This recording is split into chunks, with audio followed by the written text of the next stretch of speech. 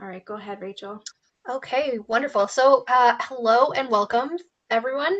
Thank you so much for joining us for Adulting 101, Brampton Library's series of workshops to learn those skills adults need, but no one ever taught you in school. Just a couple of housekeeping items before we begin. We will be recording this event and live streaming it on Brampton Library's Facebook as well as Sheridan College's Facebook pages. So if you don't feel comfortable with your face being visible, please feel welcome to turn off your camera, and then that way you won't be seen. We would like to encourage you to ask questions through the program. You're welcome to participate in the chat here in WebEx, leave comments on Facebook, and we'll try to answer all of those either at the end of the presentation or during. And if you feel comfortable doing so, you're also welcome to unmute your microphone and ask questions at the end of the presentation. I'd also like to acknowledge that Brampton Library is located today on the treaty territory of the Mississaugas of the Credit First Nation, and before them, the traditional territory of the Haudenosaunee, Huron, and Wendat. We also acknowledge the many First Nations, Métis, Inuit, and other global Indigenous people that now call Brampton their home. We are honored to live, work, and enjoy this land. So today's presentation is actually a collaboration between 4 librarians. So from Brampton Library, we have me, Rachel Hopwood. I am a librarian in our Children and Youth Services team. We also have Megan Gilpin from Brampton Library, who is in our Diversity and Adult Services department. Then from York University, we have Dana Craig, Director of Student Learning and Academic Success. And we also have Kathleen Oakey, who is Librarian, Humanities, and Social Sciences for Sheridan College's Davis campus. And we really appreciate both of them generously giving us their time, both tonight and in the preparation of this program. It's been a great collaboration between the 4 of us. It's been awesome. So now, before we get to the actual content of the presentation, I'm just going to briefly mention a few things happening with Brampton Library. So we currently have curbside pickup available 3 days a week at 5 of our 8 branches. So that's on Mondays, Wednesdays, and Fridays from 2 to 5 p.m. Do keep an eye out on our social media and our website for updates. We are hoping to expand those hours in the near future. Our other 3 branches, Chinguacousy, Four Corners, and Springdale, are now open 6 days a week with limited services. There you can use computers, study space, print, and pick up your holds. But please do remember, if you're hoping to pick up books and DVDs from any of these branches, request them ahead of time on the library's website and wait until you receive a notification that they're waiting for you before you come to pick them up. All right, and then just a couple of upcoming virtual programs that might be of interest to our audience tonight. On Monday evening, we're going to be hosting Skills Ontario for a presentation about what's out there in the skilled trades. So how do you get started? What kind of training is required? What kind of technology you would use? And then on Tuesday in the late afternoon, we will be hosting the next in our Adulting 101 series, which is going to be How to Get the Job You Want, featuring some guests from Achieve. You can register for both of these as well as lots of other upcoming programs on our Eventbrite page, bramptonlibrary.eventbrite.ca. Plus, one last thing, Brampton Library has teamed up with the City of Brampton and Scholastic Canada to share the book Say Something by author Peter H. Reynolds. He is also the author of Ish and the Dot, both really popular picture books. And we're doing a special story walk of his book Say Something at Chinguacousy Park. So if you're located in Brampton, we encourage you, your family, really anyone to go check that out. It's at Chinguacousy Park near the Boat Pavilion Playground. And it wraps up on November 2nd, so you've still got a bit of time to go see it. Okay, so now we're ready to get started with our presentation, How to Research Just About Anything. Here is a little bit of the agenda for tonight. We're going to cover all of these, so defining your topic, identifying resource formats, evaluating your resources, search strategies, and academic integrity, and especially citation. So Megan's going to get started with our first slide. All right, thanks, Rachel. So yeah, the first thing we want to talk about is defining your topic. Now, this might seem like it's something that's very obvious when you're first thinking about your topic, but it's important that you do spend some time really pinpointing what that topic is, so that you're able to stay focused throughout your research and throughout the writing process if you're researching for the purpose of writing an assignment. So the first thing that we want to talk about before we even get into defining our topic, though, is just this concept that information is a conversation. So what we mean by that is when you are researching a topic, and if you're writing on that research, you're not intending to solve the entire issue in one essay, project, or assignment. I mean, wouldn't that be nice if we could solve the world in one research paper? But that's really not the reality. You know, even people who write PhD dissertations are focusing on one part of the conversation, you know, one piece of the puzzle. So you want to think about what that piece of the overall puzzle of this topic is that you're going to be talking about and researching. So think about how you're going to add to the conversation. So for example, is this something where you want to talk about the origins of a topic? If so, you're going to end up, as you continue on, looking for early research to see how whatever it is you're researching unfolded. Or if you're looking for the controversy within a topic, you're going to be looking for the loudest voices of those who have researched it before you, and their counter arguments as well. So this will help you to stay focused, so you're not going to spend a lot of time researching things that that might take you off track. So you want to pinpoint your question then. Once we have an idea that once we have this idea that we're just adding to a conversation, we want to define what exactly that question is. Now, as you're thinking about it initially, you might have lots of different questions that are bumbling around in your head, but there is always one overarching question at the heart of any research paper or essay or assignment, or even any thesis that you're writing.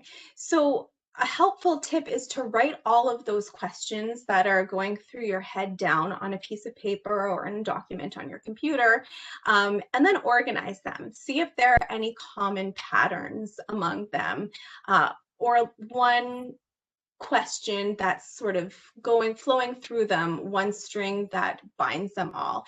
And that can be your overarching question.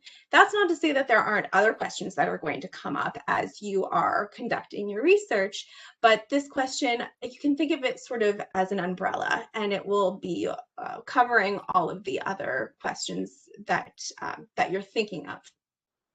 And if there's any question on that list, on that piece of paper, in that document that doesn't fit, then maybe that's something that you want to leave out of this paper so that you can stay focused on this piece of the puzzle that you are toying with for your research. So you want to also ask, what question are you really answering? Often when we come at research, we ask a question, we might say what we think we're asking, but when you write down all of those other questions and when you form that research question, that defining topic, you might find that that actually was really different from what you originally thought. So as an example, say you are interested in researching the Black Lives Matter movement. Well, that's a very, very broad topic. So you want to narrow it down a little, and maybe you think, okay, well, I'm interested in knowing how the uptick of protests in the summer of 2020 came to be, what led to that moment. And then as you start to write down those questions even more and refine your topic even more, you might actually find, actually, that's not so much what I'm interested in for this paper. What I'm interested in more is, how were the Black Lives Matter protests in the summer of 2020? How were they maybe impacted by the COVID-19 pandemic? Both are great questions. Both are worthy of research. But you want to focus on one of those things, because otherwise, if you don't focus your paper, not only are you going to get frustrated as a researcher, but your reader is going to get frustrated as well, because they're not necessarily going to see where this is going. You want to also identify the gaps in your understanding at this point too. So what are your blind spots? Notice them. So when we're talking about blind spots, we're talking both about known unknowns, but we're also talking about unknown unknowns. So known unknowns are things that you know that you don't know. So that might be, you know that there are statistics that you are unaware of, and you're going to have to go and look that up in order to inform your paper more. But there are also things that you don't know that you don't know. And, we don't know what we don't know. And that you have to be mindful of that and accept the fact that you aren't going to know everything that there is. And that will help you to just be mindful of the fact that there are going to be gaps in your knowledge. So one way to combat this, or at least part of this, we're all human and can't know everything. But a helpful tip is to talk it out with a friend or a family member or a classmate, somebody that you can trust. And in having that conversation after you've defined your topic, then they might have some questions for you that you hadn't considered. And through that conversation, you might be able to identify those blind spots that they saw through their perspective, but you couldn't see through your perspective. So that's definitely something, if you have the time that we suggest you try as well.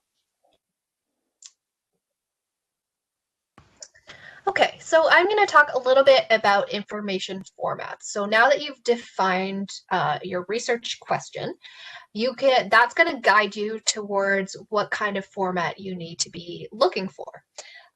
So if you're looking for super up-to-date information, something that's about what happened yesterday or earlier today, there's only a certain amount of types of information that will be available about that.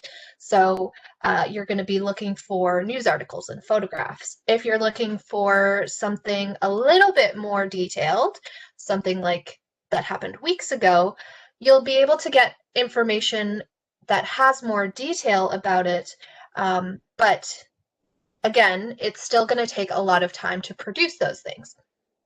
So things that take only a few weeks to produce would be things like magazine articles, reviews. Those things will be a little bit quicker to be available to the user.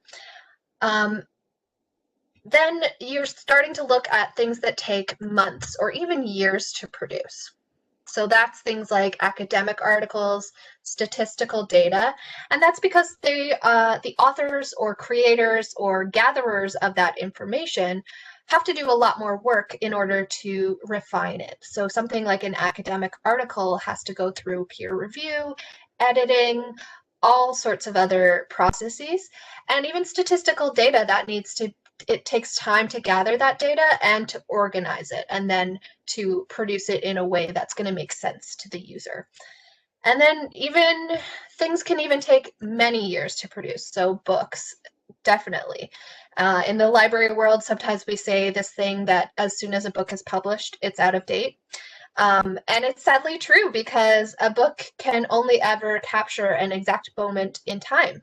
So the process of editing, publishing, like going physically through the printing process, all takes time and means that then that item might not be as up to date as you want it to be. So when you're thinking about your research question, you also need to think about what type of format of information do I need to be able to answer that question. So if you're looking for super up-to-date information, you might want really newly released research or research in progress that there have been reports on. But if you're looking at a subject that you need a lot more background detail, then you're going to be looking for books, academic articles, that sort of thing. Rachel, can I interrupt for a second? Yeah, for sure. Jamie had a comment, and he said, I believe, Jamie, you're referring to that that's true for IT books, and in order that they become outdated, but didn't know that was the case for other books. Mm-hmm. And I guess I just want to say that I guess it depends on the topic. So certainly IT is something that changes all the time, and so you want the most updated information. Say it's a history book. I mean, yeah, exactly. perhaps our perspective on history changes. So it's still good to have updated books, but it's maybe less so important as it is for a technology book, but still important. Yeah, absolutely. That's a really great point. And that's why, like, if you're researching a historical event, especially if it's further back in history, then books really are going to be your best place to look, because that's going to have super more detailed information, and it's going to be able to give you the kind of background that you need for that. So the other thing to consider about your information format is primary sources versus secondary sources. So you may need a combination of the two, one or the other. You'll have to it will definitely depend on your research question. Are you researching historical events or something that relies on hard scientific or statistical data? And if that's the case, you might be looking at primary sources. If you're doing a literary analysis or maybe looking at a topic that's been discussed a lot already, you'll want secondary sources to see what that conversation already looks like, and so that you'll be able to analyze and build on that. For primary and the type of format you are looking for. So once you've decided what you're looking for, you're also going to be looking in different places for that information. So for primary sources like letters and diaries, photographs, other personal documents, you're going to want to search an archive. That's where those things are kept. There are lots of archives that have online catalogs, digitized versions of their documents, which are really, really useful and great sources of information. There's municipal archives in most places in Ontario. At Brampton, we have our Peel Art Gallery and Archives located downtown, right near the Four Corners branch. Next, if you're looking at, like I said, if you're doing a literary analysis, novels and poems, those are going to be found in libraries, public libraries, academic libraries, even bookstores. If you're searching for government resources or court documents, things like that, that's where you're going to have to look at government resources. Sorry, if you're looking for court records, statistical data, Statistics Canada, for example, is one of the great repositories of information about things that happen in Canada, because we're able to gather all that statistical data in one place. And for online content, things like social media posts, blogs, news articles, then you're obviously only going to be doing internet searches for that sort of thing. For secondary sources, we still have lots of great resources there. So public libraries are going to be the best place for books that are published for a general audience. Some textbooks, some textbooks and popular documentaries, that sort of thing. And then if you're looking for books that are more specialized in their focus, that's when you're going to go to academic libraries, colleges and universities. So they'll have those specialized topics as well as lots of articles. They have access to far more journals than a public library does. So you've got lots of articles, textbooks for college or university level courses. They have access to also databases that we don't really have at the public library.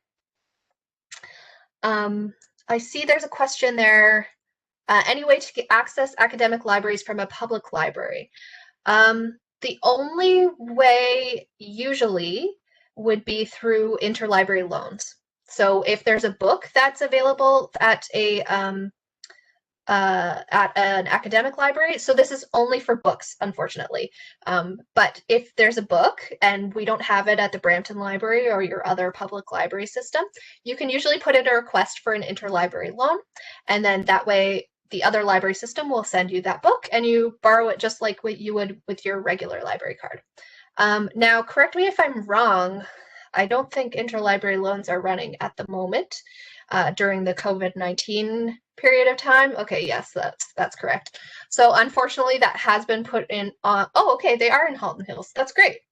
At Brampton, I don't believe that we're currently running that service, but hopefully, fingers crossed, it'll be back soon, and we'll have that available again. but we aren't able to access the other academic library services like their journals, their databases, that sort of thing. That for that you actually have to be able to have a card with them. There are also, however, some databases that will give you that have public access.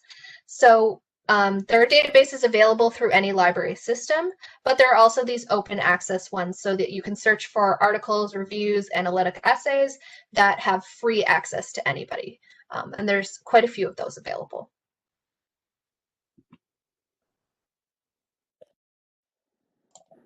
All right, I'm going to talk to you about evaluating resources. So Jamie, I see you have another question. We'll get to that one about if it was shipped before what happens. We'll address that at the end. But Jamie also asked, what about Wikipedia? Is Wikipedia a good resource? So I think a lot of us have heard that it's not a good resource, and in this section I can address why that is. So Rachel and I presented a couple of weeks ago on how to spot fake news, and I can give you a link to the YouTube video in case you want to do a deeper dive into how you evaluate resources, because we really go a lot more in depth than just this one slide is going to cover there. So I will put that there. Evaluating resources is it's always important to evaluate whatever you're reading or you're hearing, or if somebody's telling you, but it's especially important when you're looking at information from social media. So an example would be a YouTube video, and also mainstream media, newspapers, magazines, because often, there used to be more checks and balances in place to ensure that you were getting impartial information. And newspapers and magazines, mainstream media is very important. I don't want the message to be that it's not. But it is important that you have the skills to be able to evaluate them. And, I know you're all Googling, and it's okay. I'm not saying don't Google, because I know you're going to Google anyway, and Kathleen is going to talk to you about how to use academic resources instead of just going to Google after I'm done speaking. So definitely stick around for that, because that's information that's more vetted to make sure that you're not getting misleading information, misinformation or disinformation, fake news, if you will. But if you are Googling things, I'm not saying don't Google, but I'm saying Google responsibly, kids. So the first thing that you can do, you know what, actually, before I get into that, I want to just talk briefly about Wikipedia, because that was a question that was asked. So the thing with Wikipedia is that anybody can post whatever they want on there, and often there are people who are fact checking busy pages, and sometimes the information is good information, but there aren't the same checks and balances in place to make sure that the information is good information. So I don't recommend using Wikipedia. I definitely recommend using more information from more reliable sources, which we'll go into a little bit deeper here. But if you do find yourself on Wikipedia and you're curious about something, you can look at the footnotes on that page to see if those sources that the people are using for that information, if it really checks out. So when you're looking at those sources at the bottom of a Wikipedia article, or you're looking at the sources cited on a YouTube video or Facebook or news media, there are some things that you can do to evaluate whether it's reliable. So the first thing that you can do is ask yourself if you're learning or you're reading an opinion, or if you're reading facts. So again, this is something that a lot of newspapers, opinion pieces, newspapers and magazines have been published for a long, long time, and it's okay that they do that. But we actually know that because of social media, people's ability to differentiate between an opinion and a fact has kind of been compromised, because we are interacting with information that we already subscribe to because of the things that we click on, the things that we like on Facebook, and then we kind of cherry pick information that already subscribes to the beliefs that we already have. So that's called confirmation bias. And because we're just interacting with that, if we read an opinion that we think is just a universal truth, then we're less likely to really think critically about it. So one thing to ask yourself when you're reading anything is this trying to inform me with facts, or is it trying to make me feel something? Is it trying to evoke an emotional response to me? And if it's really trying to evoke an emotional response in you, it's probably an opinion piece. And again, you can read that, but take a step back and try your best to look at that piece of information as objectively as possible. The next thing that we talk about when reading any piece of media or listening to is ask yourself the 5 W's and how. So that's who, what, when, where, why, and how. I won't get into all of those right now. We just don't have the time. But I think that the who, the first W, is a really important one as an example. So who is the writer? What are their credentials? If there is no writer listed, maybe be a little suspicious about that, because if it is somebody who knows what they're talking about, they'll probably want credit for what they've written. So this is actually one way that Googling is a good thing. You can quickly just Google them and see, where they work, what their educational background is maybe, and maybe if you have time to see what else they've written, and that can really inform you if they have some biases that may be impacting or influencing what it is that you're reading. Who's the publisher? So if it's on the internet, there should be an about section on the top or the bottom, and that can tell you a lot. It can tell you what their mission is. It can tell you if they themselves as an organization have a bias. If they're a politically affiliated or a religious organization, that could really impact the information that they're presenting. But also take a look at the people who are being quoted in the articles. What are their credentials? Are they an expert in the field that they're talking about? And I want to stress, and I mentioned this a lot in the other presentation, which I'll link here, but proximity to expertise does not make you an expert. So just because somebody says, oh, I worked for this company and this is what I know about, say, this medication, doesn't mean that they know the intricacies of that medication. Even if they may be a medical professional, if I have a problem with my eyes, I'm going to go to an optometrist. I'm not going to go to a dermatologist because that's not their level of expertise, if that makes sense. So the next method is called the CRAP method, kind of easy to remember. So that stands for currency. Can you find a date of the article or a photograph? Is it outdated? You want to make sure that you're getting the most up-to-date information, because often, especially when things go viral, and then they're corrected later, the correction doesn't get the same traction that the original post did. So you always want to make sure that you're getting something that's been updated or recently or was published more recently. Relevance, so who is the intended audience? Does it fit your needs? Accuracy, is it supported by evidence? And evidence is tricky because, there's also a lot of bad science out there. So sometimes just because they list a source doesn't necessarily mean that it's a good source. And the authority, we already talked about that. Who's the author? What are their credentials? That sort of thing. And then the purpose. Does the site give facts or opinions? Does it ask you to feel something, or is it meant to just inform you? So these are all things that you should be asking. Another trick that we want to talk to you about is called 4 moves in habit. So the 4 moves in habit, and we've cited where this is from at the bottom, is first to check for previous work. So has anybody already fact checked this, especially if it's something like maybe that's a share or something you're unsure about? You could go to factscan.ca or snopes.com, for example, to see if anybody's already fact checked it. Go upstream to the source. So if you're reading about something, or a good rule of thumb is to go backwards and see what the original source is, to see if it's really trustworthy information, or if they're presenting it in a trustworthy way. And then read laterally. So read what other people are saying, because they might, that's again with those blind spots that we were talking about earlier. Other writers might see some blind spots there that you might not be seeing when you're reading it.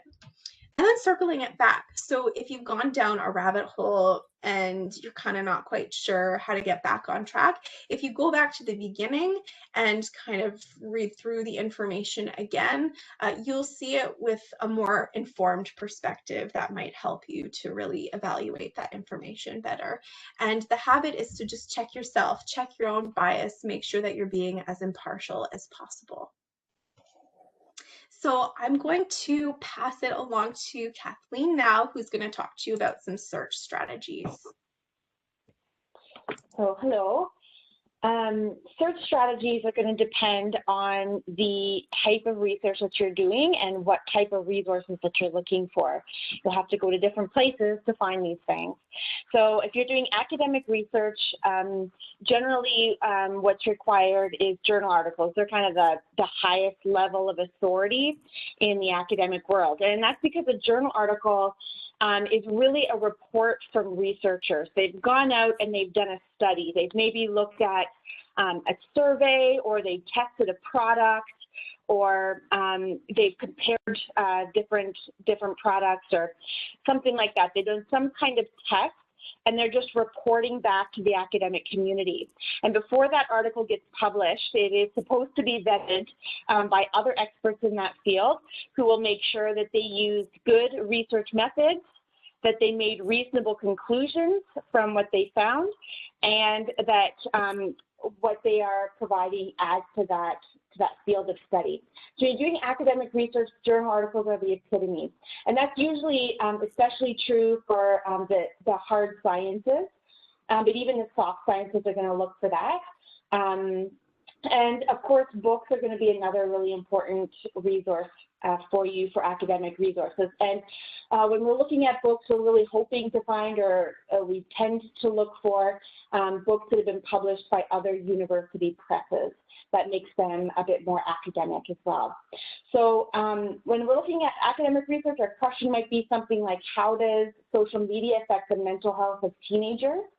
And we're going to look at journal articles, books, those types of resources to find the answers to that question. If I'm doing personal research, I have a different standard for what is acceptable, or what level of research I'm willing to use. So I might be looking for a question like, should I let my kids have social media accounts? I might be looking for something more like parenting magazines, but even news articles, blogs that might be picking up information from there, or even self-help books as well. And then for business, if I'm doing research for my work, it might be something along the lines of, how can I improve my social media marketing? And in that case, we're typically looking at business magazines. Magazines that have been written for business professionals, and books as well are obviously going to be a really good source. And for all three of these, depending on what your research question is, what your topic is, you may be looking for internet resources, but in a lot of cases, we want to find things from libraries. You can find things freely available on the internet, which is great, but there's still a lot of really good quality content that's held behind paywalls. And the benefit of libraries is we pay for those resources on your behalf. So be sure to also check in your libraries, either public or academic, whichever one makes most sense for your topic. There are just a couple of really quick tips in terms of searching, and no matter what your topic would be, some really good tips that I like to share with students is, first of all, don't use sentences or questions when you're searching. And instead, we're going to look for nouns. So if my research question is something like, how does social media affect the mental health of teenagers? I want to pick out the nouns in that sentence, or the main concepts. So that would be words like social media, mental health, and teenagers. And I can put those words into my search, and that search engine is going to go out and it's going to find those words in any article or book that's within its database. It'll bring those back to you. And hopefully those will be close to what it is you're looking for to answer that research question. If it's not, you need to go back to those keywords and reevaluate your keywords and say, is there some other keywords I could use, maybe broader or narrower terms, maybe some similar terms that might be helpful, or maybe there's a word that I'm using in my keywords that's kind of messing up my results. So really look at those keywords if you're not getting back the results that you want. Once you do your search, there's a couple of quick ways that you can narrow in on relevant results. So in a lot of cases, you'll be asked to find a particular type of publication, and you can filter by that type of publication. So if you're looking for journal articles, you can filter to see just the journal articles. Or if you're looking for newspaper articles, you can find just the newspaper articles. And Google has filters, library databases have filters. No matter where you might be looking, most search engines will have some kind of a filter for you. The other important filter to use is by publication date. So if I want to see what's most recent, I can get rid of anything that's older. So I could look for content that's been published within the last month or within the last 5 years, or I can open it up to any time. And there's other like really helpful filters, but those two are the ones I most commonly use. And then finally, tap into tools. So once you actually do find something that's useful, you want to do something with it and save it, because it's really easy to lose track of your resources. So you can save PDFs to your computer. You can even save web pages as a PDF and put that in your and save that on your computer. And you can have that URL address, right in that PDF as well. So really handy to be able to find that again. So keep those organized and easy to find. I also always recommend to students to email that to yourself as well. So if you're using a different computer for whatever reason, you can still access those, that content. And then most search engines and any academic databases that you might be using, library databases, will likely have a cite feature as well. And so we're going to talk a little bit more about citation and how important it is. But this a tool within a lot of the search engines and databases is going to allow you to quickly and easily create citations for your paper. It's a really important skill to have. And citations is one of the only things that you're allowed to copy and paste into your assignment. But you do have to be careful because they're generated by a computer, and computers, as we know, are not always accurate. It really depends on how that information has been inputted into the database. But it can really speed up that whole citation process. So next, we have just a quick video about Boolean searching. Comes from University of York. And it's just going to show us really nice visual of how or some really key tools you can use to hone in on useful articles for your assignments. Suppose you're researching dogs. That's pretty easy, right? We'll just type dog into our search and get back all the results that have to do with dogs.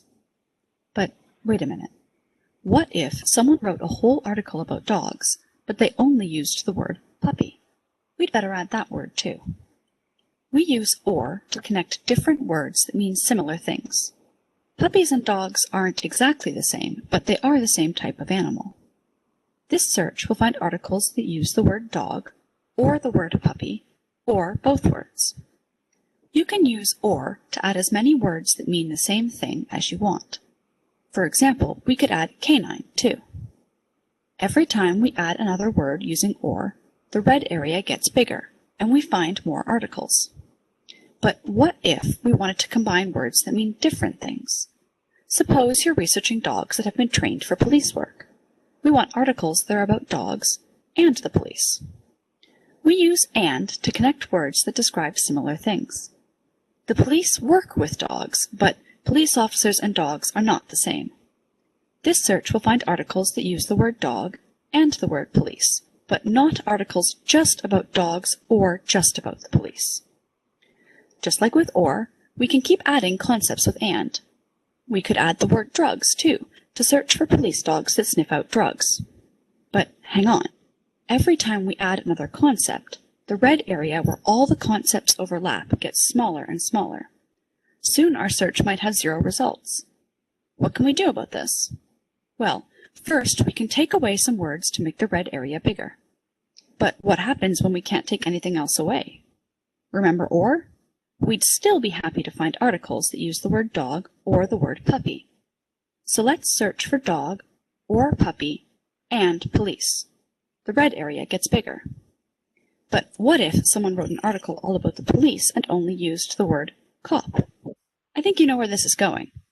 If we search for the words dog or puppy and cop or police, the red area gets even bigger. So where can you use and or? You can use them in the library catalog at library.yorku.ca. You can use them in all kinds of research databases, like ProQuest, EBSCOhost, and Scholars Portal.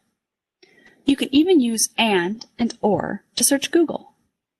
Just remember to use or to connect words that mean similar things, and use and to connect words that mean different things. Happy searching! Created using Powtoon.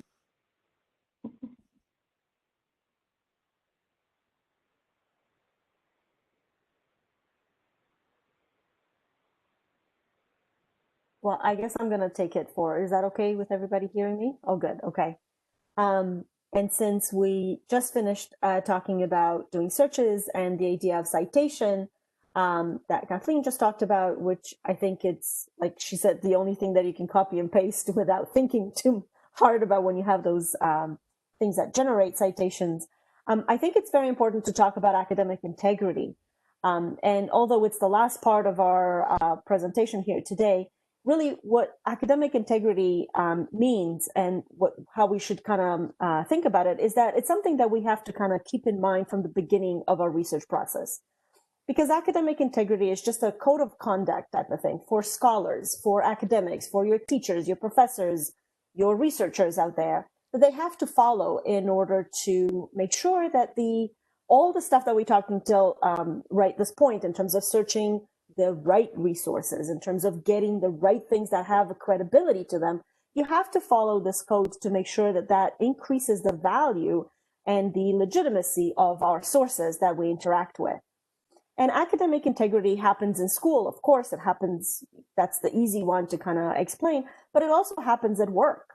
When you get a job and you have to kind of vouch for the credibility of the work you produce, it's still part of this academic integrity process, right?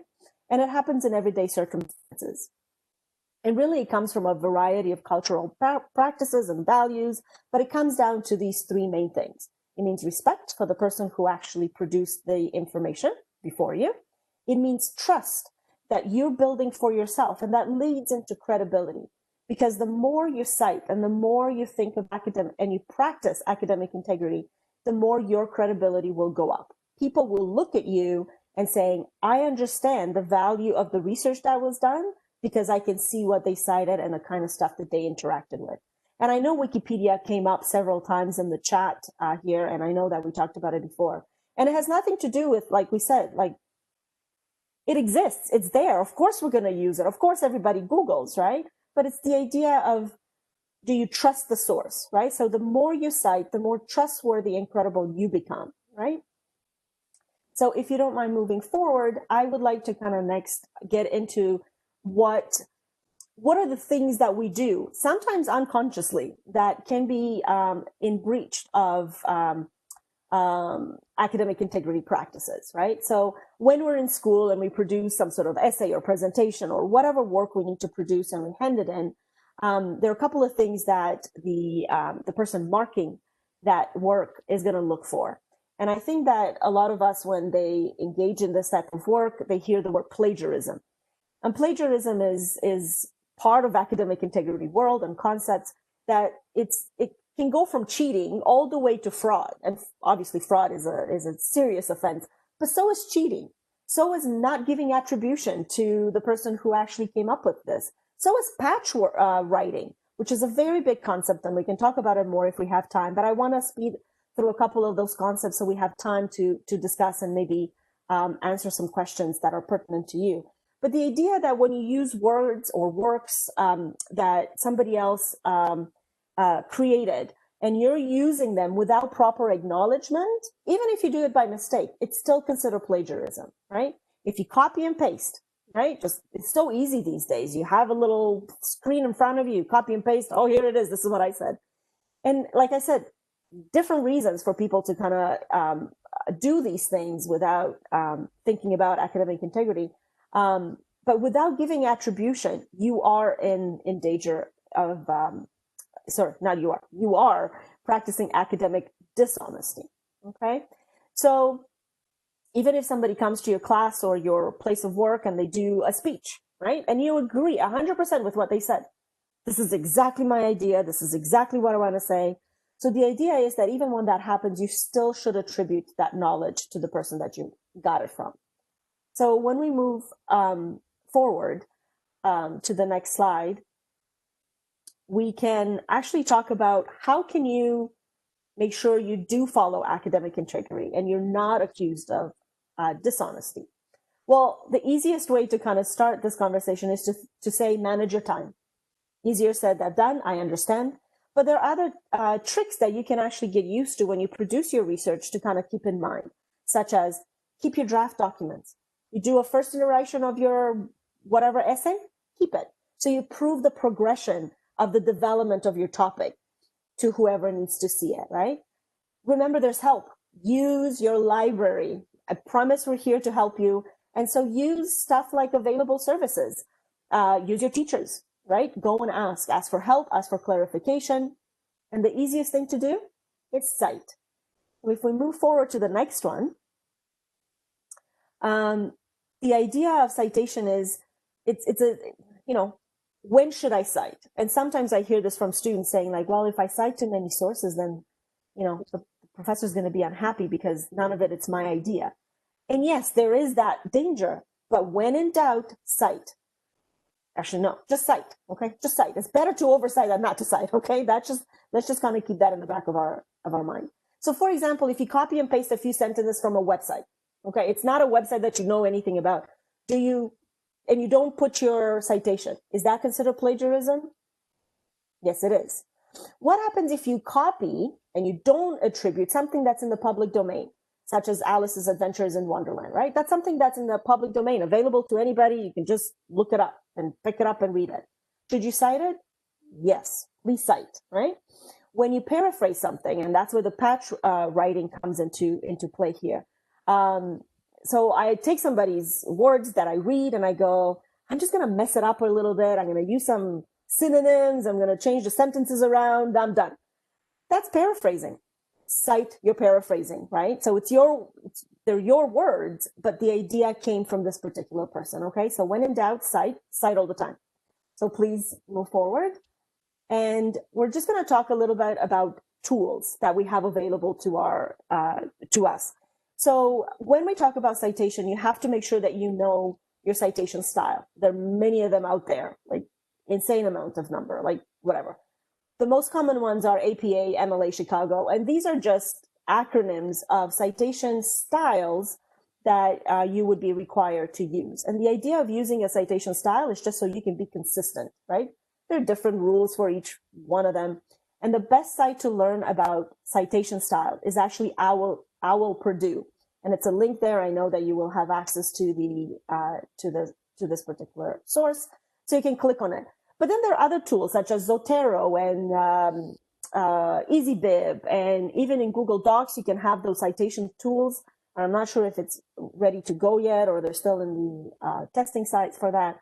But there are tools that will help you to cite properly in different styles. And just like Kathleen said, those are machine-generated things. So you still need to know the rules of APA citation, but it's a lot easier if you use one of those tools to get you started, right? So when at the end of the essay, you just kind of right-click on a couple of things and ta-da, there is your reference list at the end, right?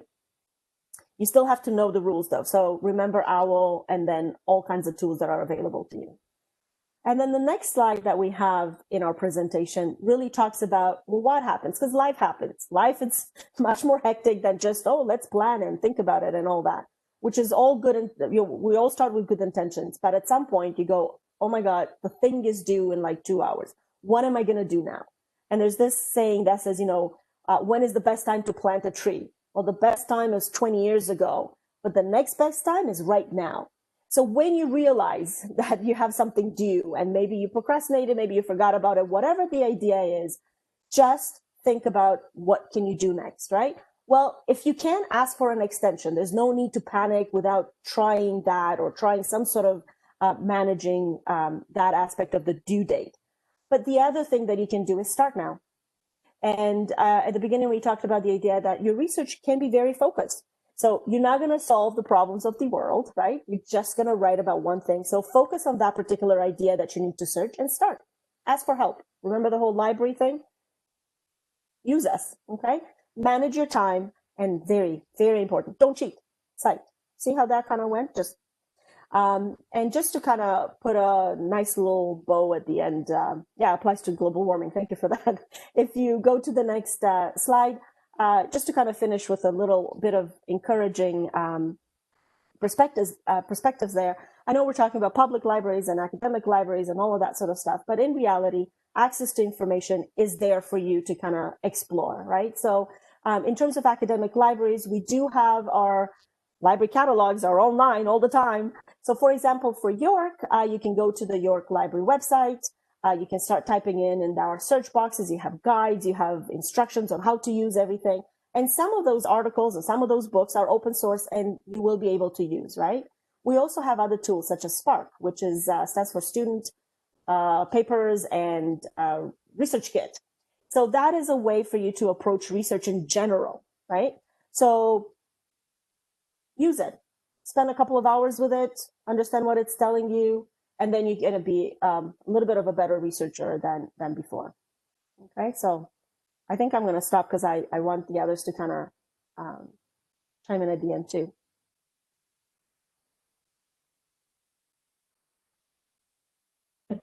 Let me unmute. Yes, so at the Sheridan Library too, we've got lots of free resources that just are publicly available as well. You won't be able to access our online databases, of course, unless you're part of the Sheridan community. But we do have open research guides that are available. And we often provide websites, public websites that are available to you and have good quality information on them. And we also have an online chat service, which is intended for Sheridan students, but it is open on the web. You're welcome to come and ask your questions through there as well to kind of get you started. And we love to help. So our Chat with Us service is available every day of the week during our open hours. So.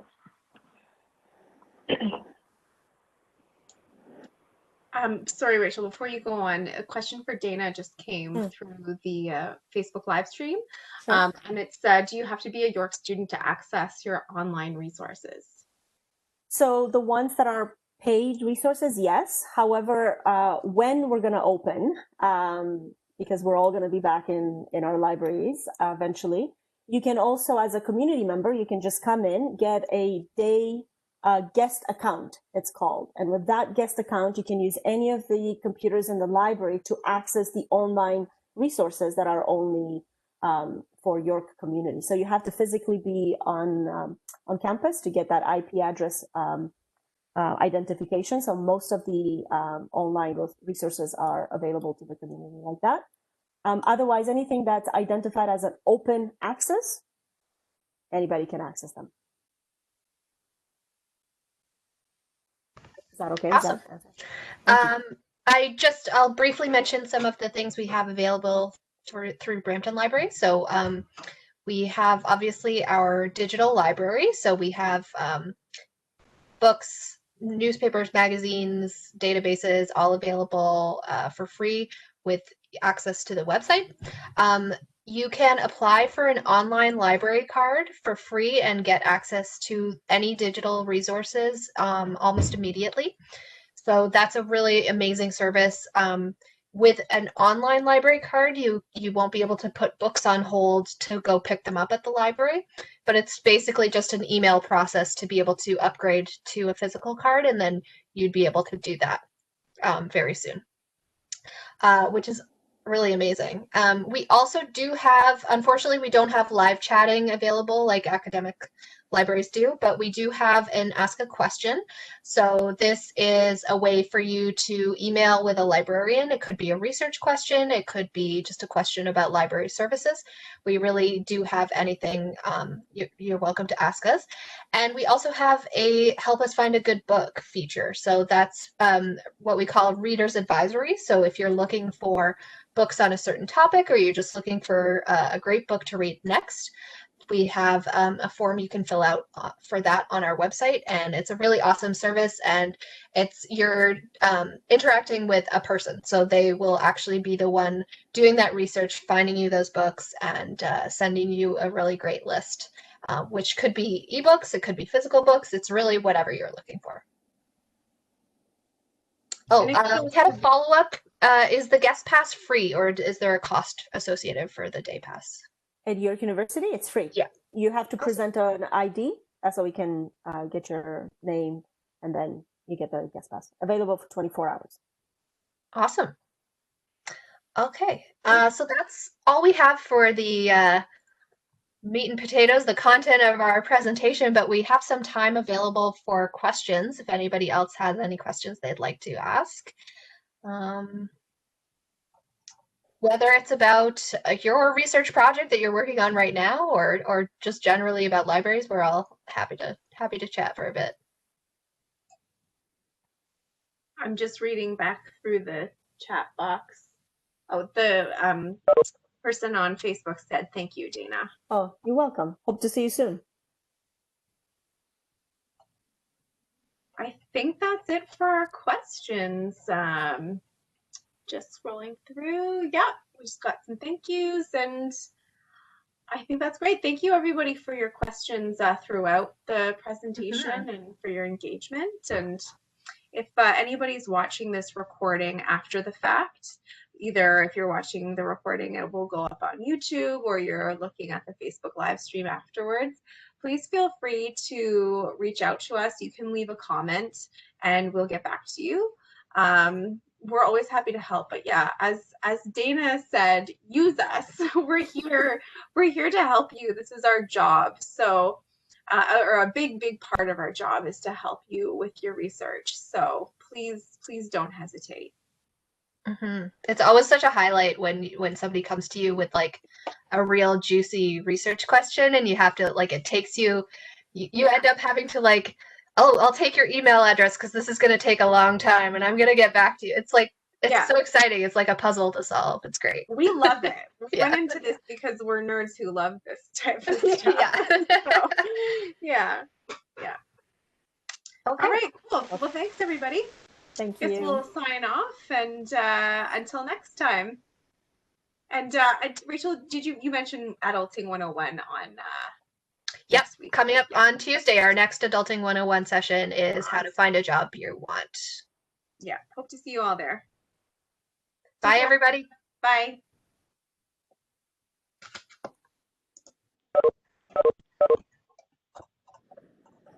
right, Rachel, are you, let me just end the live stream.